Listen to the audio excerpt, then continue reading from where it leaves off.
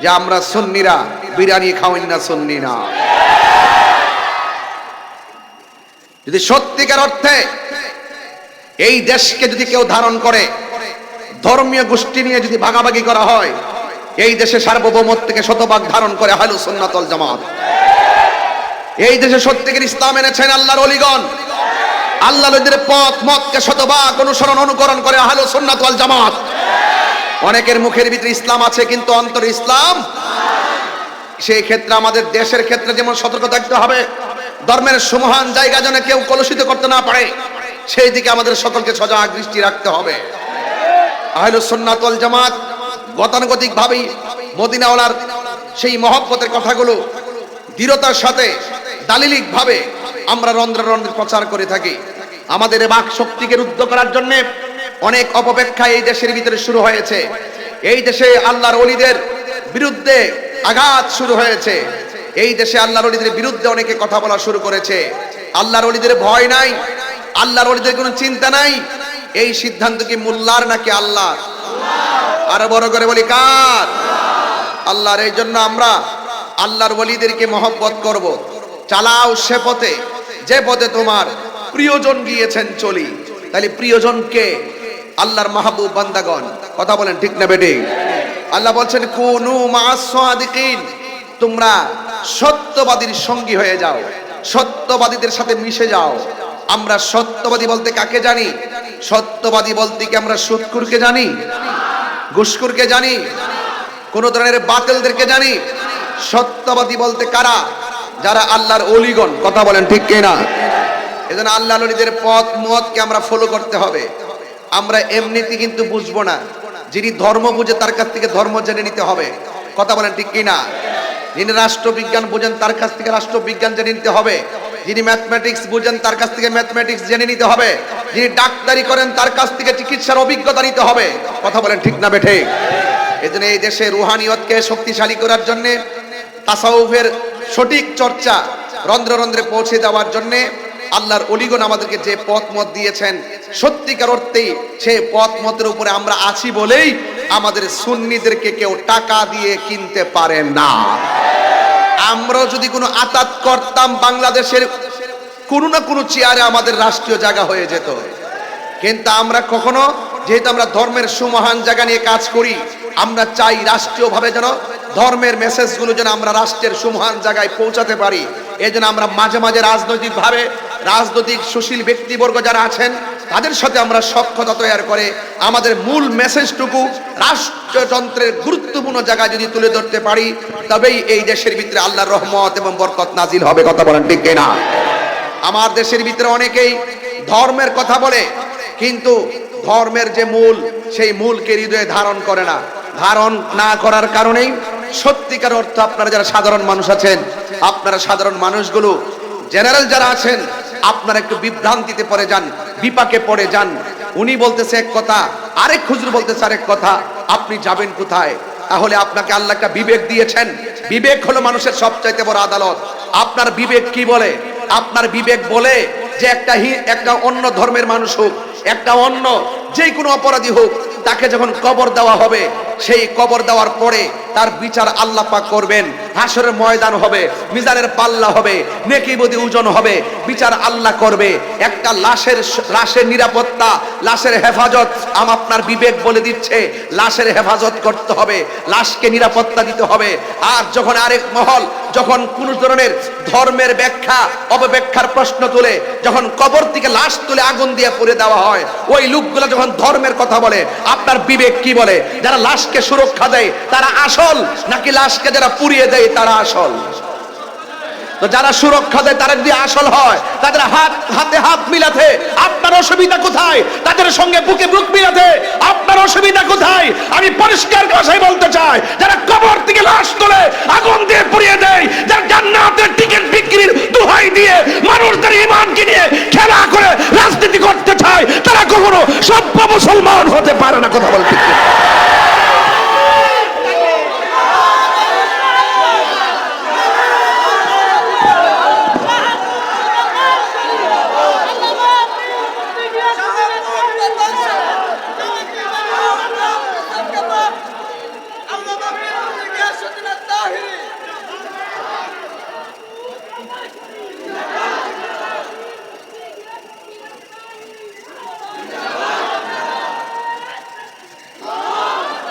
আমার কথাগুলো কেউ নেগেটিভ সেন্সে নেবেন না।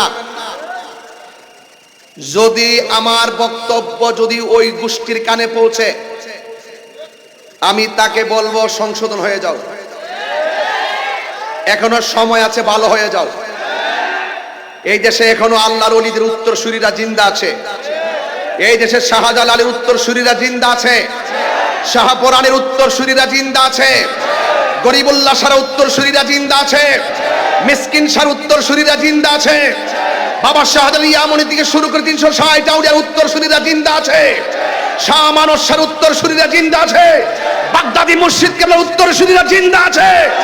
আমার পরিষ্কার কথা হলো, তোমার যেভাবে মন চাই সেভাবে চলো। আল্লাহর ওলিদের দেখেন পথ মতকে কলুষিত করে যারা ইবনু আব্দুল ওয়াহাব নজদির অনুসরণ এই দেশে প্রতিষ্ঠা করতে চায়, দাঁত ভাঙা জবাব দেওয়ার জন্য সুন্নি জনতা প্রস্তুত আছে। কথা বলেন ঠিক কিনা? বলুন। আমার কথা বরাবর স্ট্রেট, আমার কথা বরাবর স্ট্রেট। আমি দেখতেছি আমাদের বাংলাদেশের অনেক বিভিন্ন ক্রান্তিকাল চলছে, 97টা মাজার ভেঙেছে। বিচার কি পেয়েছেন? যে ইন্টিরিম আমলে বাজারগুলো ভেঙেছে, এতে আমরা ক্ষত বিক্ষত হয়েছি। এই দেশে 75% সুন্নি জনতার প্রাণের জায়গাগুলো কলুষিত করার জন্য যারা এরকম কাজ করে, এরা নিঃসন্দেহে সত্যিকার ইসলামকে হৃদয়ে ধারণ করে না। এরা ধর্মের প্রতিহিংসা করে, এরা রাষ্ট্রের প্রতিহিংসা করে। ওই সমস্ত মানুষগুলো দেশকেও হৃদয়ে ধারণ করে না, ওই সমস্ত মানুষগুলো ধর্মকে হৃদয়ে ধারণ করে না। এদের রক্তের ভিতরে ধর্ম নাই, দেশও নাই। কথা বলে ঠিক না বেঠিক? এরা এই দেশের মানুষকে জ্বালাইতে জ্বালাইতে আংরা বানাইয়ে ফেলাইছে। এদের রক্তের ভিতরে দেশ নাই, এদের রক্তের ভিতরে ধর্ম নাই।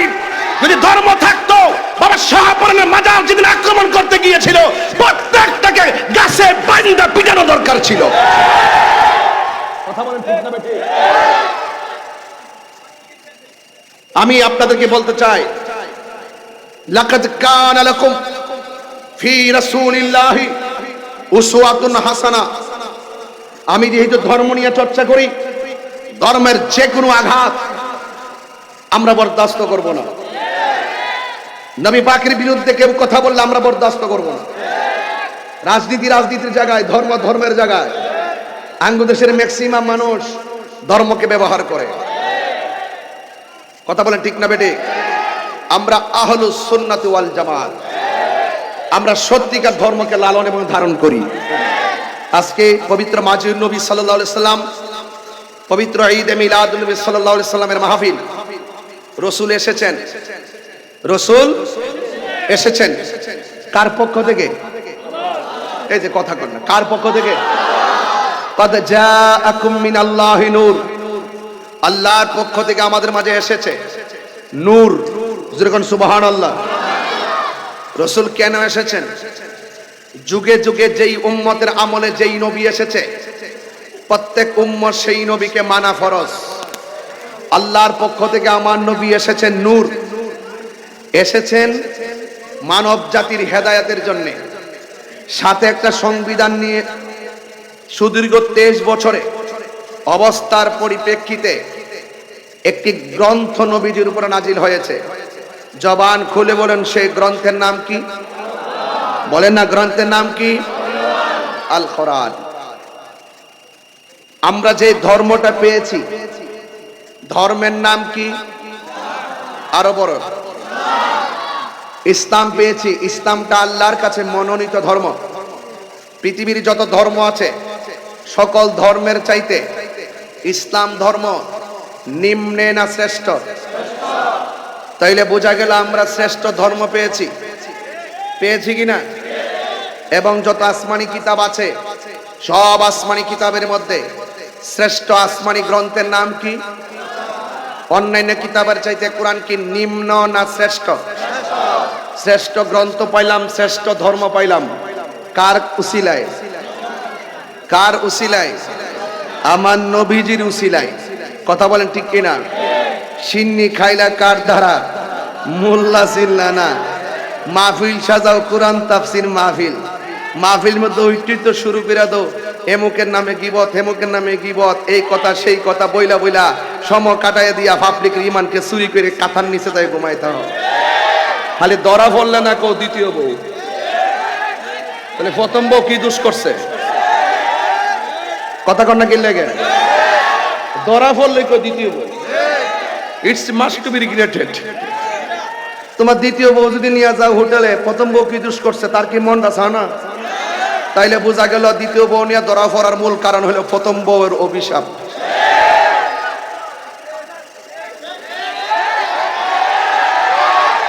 এই ফোলাফান্ডি করে কথা কি ঠিক আছে? কথা কি সঠিক বলতেছি? হাত নামান।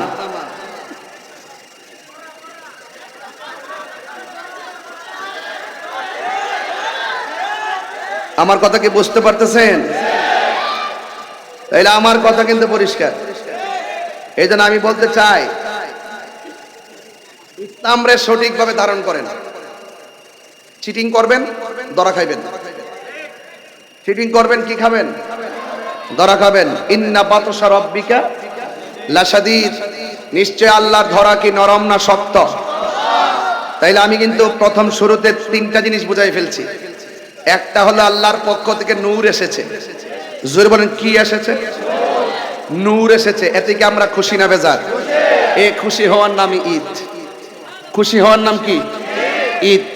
আল্লাহ পাক রব্বুল আলামিন অন্যত্র বলছেন, কুল বিফাদলিল্লাহি ওয়া বিরহমাতিহি ফাবিযালিকা ফালইফরাহু হুয়া খায়রুম মিম্মা ইয়াজমাউন।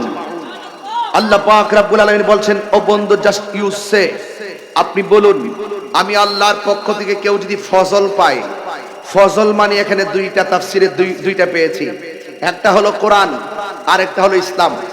রাইসুল মুফাসসিরিন হযরত আব্দুল্লাহ ইবনে আব্বাস রাদিয়াল্লাহু তাআলা আনহু বলেন, ফজল মানে হলো কোরআন, অন্যত্র বলা হয়েছে ফজল মানে হলো ইসলাম। আপনারা বলুন আল্লাহর পক্ষ থেকে যে দুইটা ফজল পেয়েছি, কোরআন এবং ইসলাম, ইসলাম পেয়ে আমরা কি খুশি না বেজার? একদিন না প্রতিদিন? কোরআন পেয়ে কি খুশি না বেজার? একদিন না প্রতিদিন? ওকে। দুই নম্বর কথা হলো আল্লাহর পক্ষ থেকে যে ইসলামটা আমরা পেয়েছি, আমরা এই ধর্মটা কি নিম্ন না শ্রেষ্ঠ? একমাত্র ধর্ম ইসলাম এমন একটা ধর্ম যেই ধর্ম অন্য যে কোনো ধর্মের মানুষকে সুরক্ষা দেয়। অন্য যে কোনো ধর্মের মানুষকে কি দেয়? একটা লোক আপনি খবর নিয়ে দেখবেন এই মাহফিলে বহুত হিন্দু বসে ওয়াজ শুনতেছে, বহুত হিন্দুরা কাইতুল নিয়ে যায় পীর সাহেবের কাছে, বুঝুক আর না বুঝুক একটা ফু দিয়া দিন। সত্য কথা বললাম, আমার চোখে থেকে বহুত দেখছি, অনেক হিন্দুরা বহুত পীর সাহেবের দরবারে লাইন ধরে দাঁড়ায় থাকে। ওই দেখবেন খাজা গরিব এনে আমাদের দরবারে দেখবেন সবুজ আর লাল কাপড় লইয়া সুন্দর চাদর নিয়ে বিছাই দিতেছে খাজা গরিব এনে আমার দরবারে। মানে ওরা ওদের মতো করে ভক্তি করে। কথা বলেন ঠিক কিনা? ওরা ওদের মতো করে চলে। তো যাই হোক, ইসলাম আমাদেরকে শিক্ষা দিচ্ছে আপনি মুসলমান, আরেকজন হিন্দু, সে অন্য ধর্মের হোক, তার উপরে কোনো জুলুম করা যাবে? তাকে আঘাত করা যাবে? জোর জবরদস্তি করা যাবে? কি করতে হবে? সুরক্ষা দিতে হবে। আরেকটা কি করতে হবে? আপনার ইসলামের দাওয়াত আপনি দিতে থাকেন।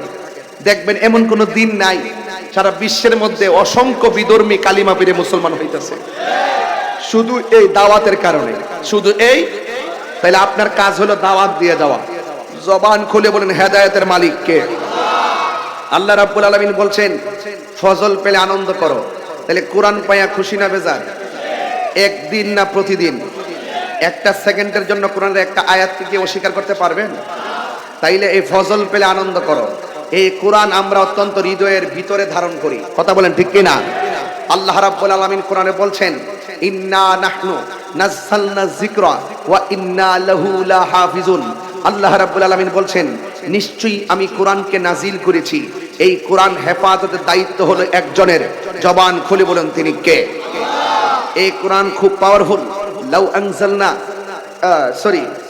হাযাল কুরআনা আলা জাবালিন লারাআইতাহু খাশিআন মুতাসাদ্দিআন মিন খাশিয়াতিল্লাহ ওয়া তিলকাল আমসালু নাদরিবুহা লিন-নাসি লাআল্লাহুম ইয়াতাফাক্কারুন।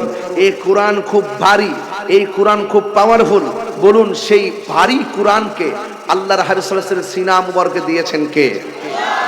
এবার আসেন, এই কোরআন পেয়েছি আমরা আনন্দিত, ইসলাম পেয়েছি আমরা আনন্দিত। এরপরে আল্লাহ পাক রব্বুল আলামিন বলছেন ওয়া বিরহমাতিহি, তোমরা যখন আমি আল্লাহর পক্ষ থেকে রহমত পাবে তখন তোমরা আনন্দ করো। আমার নবী যে রহমত, এতে কোনো সন্দেহ আছে? এক একজন পয়গম্বর এক একটা এরিয়ার জন্য আসছিলেন। আমার নবী শুধুমাত্র আসমানের নিচে জমিনের উপরের নবী না। আমার নবী শুধুমাত্র আসমানের নিচে জমিনের উপরের নবী না। আমরা কিন্তু নবীজিকে বিশ্ব নবী বলি না। অনেক হিসাব নিকাশ নবী পাকের ক্ষেত্রে অনেক হিসাব কিতাব মিলায় কথা বলি।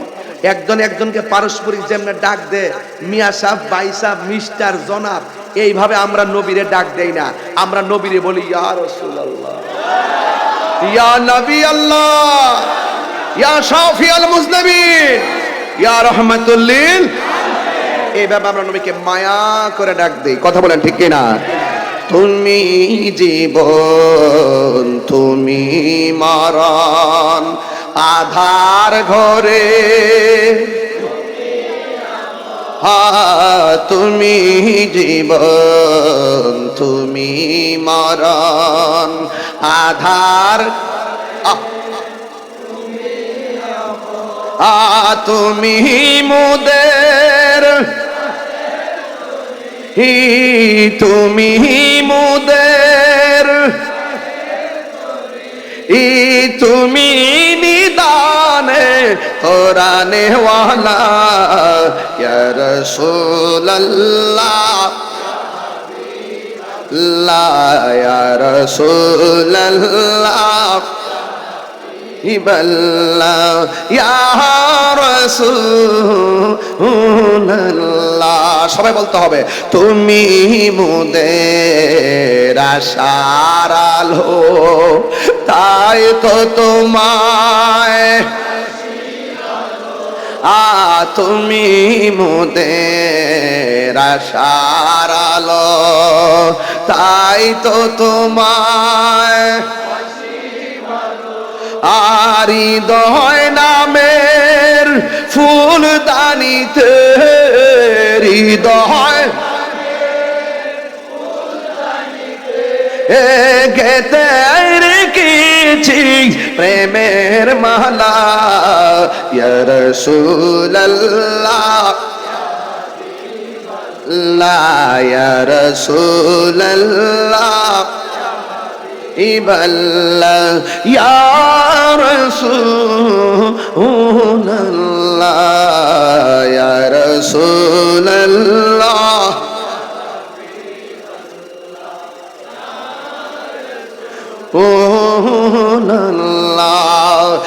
একটা জবানও বন্ধ, কষ্ট হচ্ছে আপনাদের?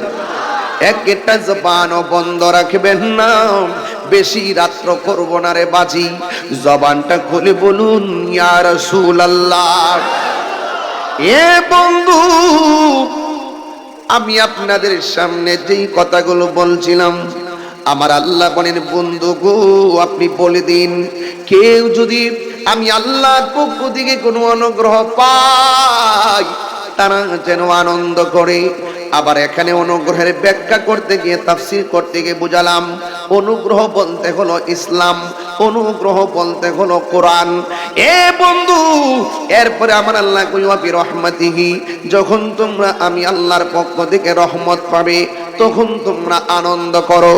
আপনারা বলেন আমার নবীর রহমত কোরআনের দলিল আছে না নাই? ডাইরেক্ট দলিল আছে না নাই? আল্লাহ রাব্বুল আলামিন কোরআনে বলছেন ওয়ামা আরসালনাকা ইল্লা রাহমাতাল লিল আলামিন।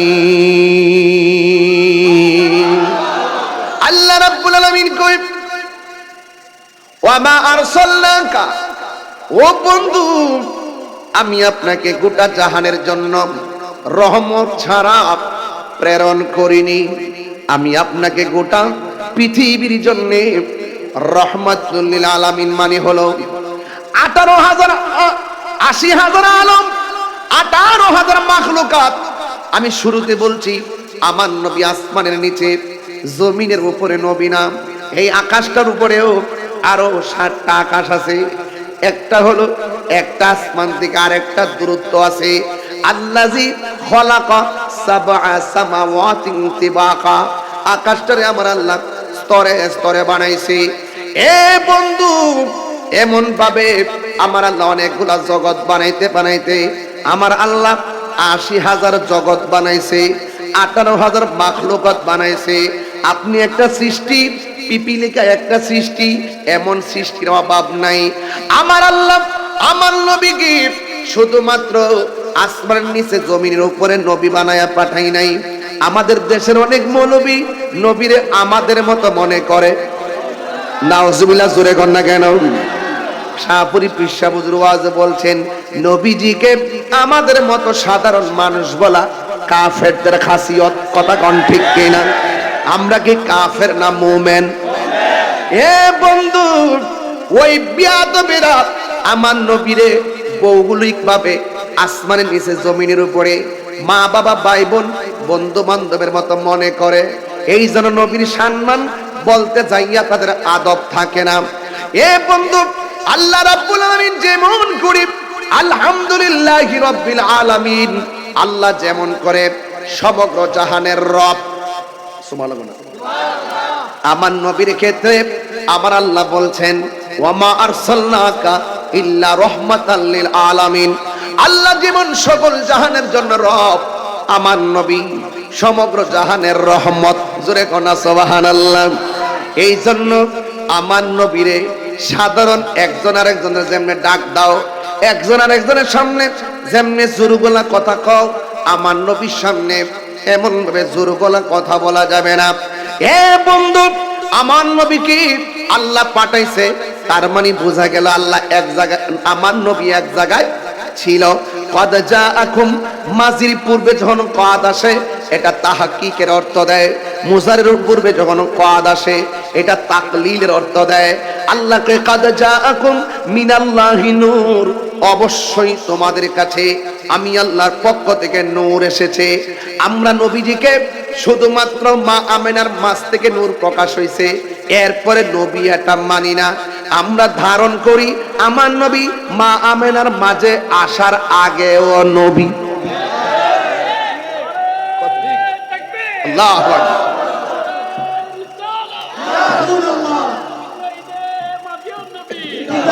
জিন্দাবাদ জিন্দাবাদ জিন্দাবাদ জিন্দাবাদ জিন্দাবাদ জিন্দাবাদ জিন্দাবাদ। গভীর মনোযোগ, যুবক ছেলেরা মনোযোগ দিতে হবে আজকে বেশি।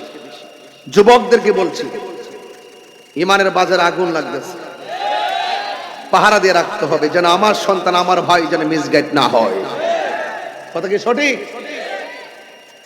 যেমন গত 2 বছর আগেও আমার সাথে ঝগড়া হয়েছে, তর্ক বিতর্ক হয়েছে। বড় বড় সেলিব্রিটি, খুব জনপ্রিয় ব্যক্তি, যিনি বলছিলেন কি নবীজি দুনিয়াতে এসে 40 বছর পর নবুয়তি পাইয়া নবী হইছে। এই দ্বন্দ্বকে আপনারা শোনেন নাই? গুমটার তলে ফুংটার বাসা, জুতা সুর বহুত বালা ইমান চোরের চাইতে।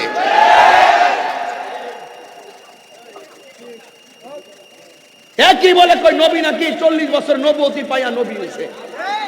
আমি বলছি নবীজি 40 বছর পরে নবুয়তি পাইয়া নবী হইছে, এই কথা ভুল।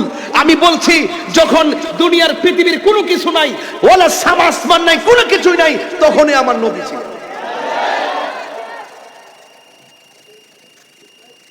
নবুয়ত প্রকাশও বোঝে না, নবী কাকে বলে সেটাও বোঝে না। হিংসার একটা প্রকার থাকে, মানে সে জেনে শুনে সত্যকে কিভাবে গোপন করে। আশ্চর্য হয়ে গেলাম। অথচ আমার নবীর উপরে নবুয়তি প্রকাশ হওয়ার পূর্বেই যতগুলো আলামত সবগুলো নবী হওয়ার কারণেই গঠিত হয়েছে। নবী বলেন ওই পাথরটা আমি এখনো চিনি, যেই পাথরটা আমাকে ছোটবেলায় পাথরটা আমাকে দেখলে সালাম দিত, ওই পাথরটা আমি এখনো চিনি। জোরে কোন সুবহানাল্লাহ। তুমি মৌলবীরে সালাম দিব, কার সঙ্গে কি মিলাইতে চেষ্টা করে? তাহলে আমার নবী দুনিয়াতে আসার আগেও কতক্ষণ? আমার নবী দুনিয়াতে আসার আগেও যেই ব্যক্তি বলবে নবীর মিলাদ নাই সে কাফের। কথা ঠিক কিনা? যেই ব্যক্তি বলে নবীর মিলাদ নাই সে মুশরিক। ফতোয়া দিয়ে গেলাম কুমিল্লা, তোমার কোনো বাপ থাকলে আমার কাছে লই। এত শক্ত কথা কেন বলছি? আমার ইচ্ছা মতো গালাগালি করে আমি কোনো গালি দেই না। নবীর ব্যাপারে যখন কেউ বিরুদ্ধে কথা বলে আমি তাকে চিনি না, তার লাল চক্ষুকে আমি ভয় পাই না।